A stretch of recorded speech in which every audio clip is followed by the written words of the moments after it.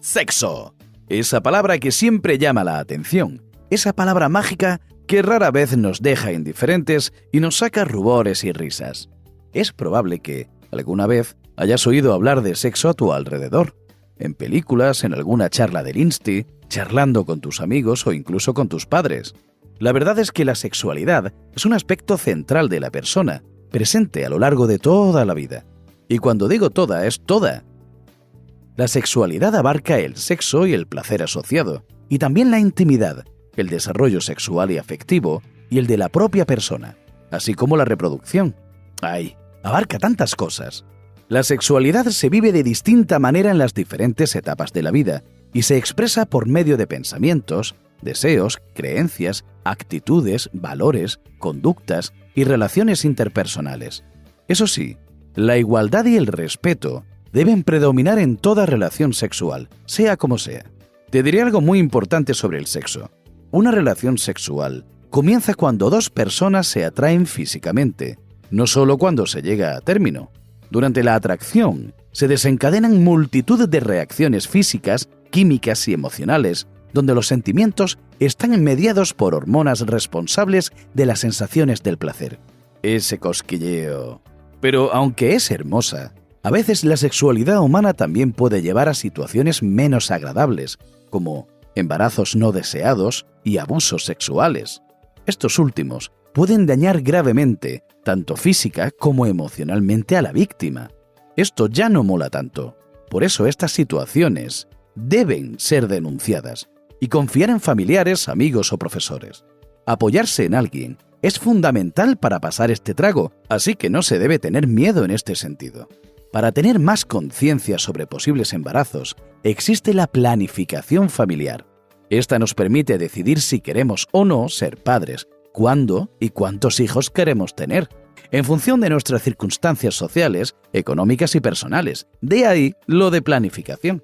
En caso de no ver claro el tener hijos, nos valemos de los métodos anticonceptivos a los que recurrimos para evitar embarazos. También puede pasar que sí queramos tenerlos, pero tengamos dificultades para conseguirlos. En este caso, recurrimos a las técnicas de reproducción asistida, que es una ayuda para las personas que quieren tener hijos, pero no pueden por problemas médicos. Empezamos con los métodos anticonceptivos, que pueden ser de varios tipos.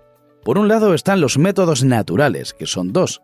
El primero se basa en observar los cambios fisiológicos que ocurren a lo largo del ciclo menstrual, como la temperatura corporal o la secreción de moco cervical, buscando el momento de menos fertilidad.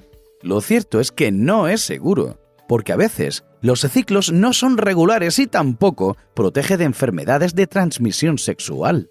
En segundo lugar, también existe la marcha atrás.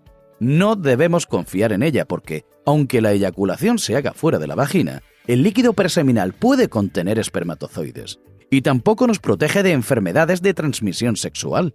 Por otro lado, tenemos los métodos de barrera. Por ejemplo, el preservativo o condón que se coloca sobre el pene, el condón femenino y el diafragma, que se introducen en el interior de la vagina.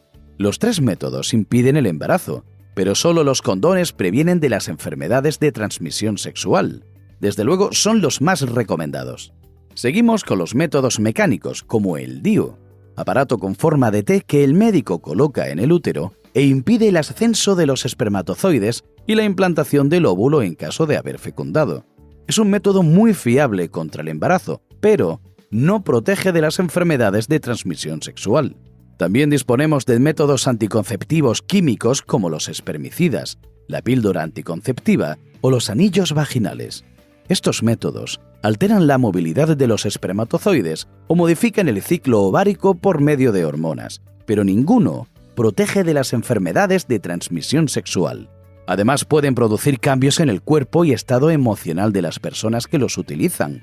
Así que es muy importante hacerlo cuando sea necesario y recomendado por un médico. Ahora bien, aunque no es lo mejor, puede darse una relación de riesgo, es decir, una relación sexual sin ningún tipo de método anticonceptivo. Esto puede llevar a un embarazo no deseado. Por eso existe la píldora del día después, que evita la implantación del óvulo. Pero ojo, no es un método anticonceptivo, sino un método de emergencia que puede poner en peligro la salud de la mujer y que, por tanto, solo se utiliza puntualmente como último recurso. Es muy preferible no tener que llegar a utilizarla. Por último, encontramos los métodos quirúrgicos, que son definitivos y por tanto los mejores si se decide no tener hijos nunca, aunque tampoco previenen las enfermedades de transmisión sexual. Destacamos dos: la ligadura de trompas, que consiste en coser las trompas de falopio para impedir la fecundación del óvulo, y la vasectomía, donde se cosen los conductos deferentes para impedir la salida de espermatozoides al exterior. Has de tenerlo muy claro, ya que no hay vuelta atrás. Y ya que no dejamos de mencionar las enfermedades de transmisión sexual, veamos en qué consisten. Básicamente, estas dolencias afectan a los órganos genitales, principalmente por mantener relaciones sexuales con personas infectadas, usando métodos que no las previenen, o simplemente no usándolos. Algunas son enfermedades causadas por bacterias como la gonorrea, la sífilis o la clamidia.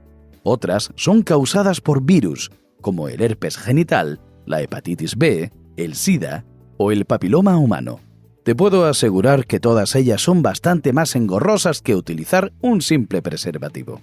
Hay una enfermedad que no se considera de transmisión sexual, porque puede aparecer también sin que haya un contacto sexual, y es la candidiasis.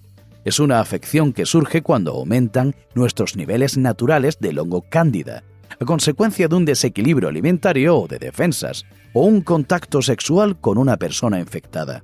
Produce mucho picor y escozor, pero es fácilmente tratable con cambios en la dieta o un antifúngico. Nada grave si tienes cuidado. Y hasta aquí las posibles malas consecuencias. Ahora bien, si lo que queremos es ser padres, pero no podemos, tenemos la alternativa de las técnicas de reproducción asistida.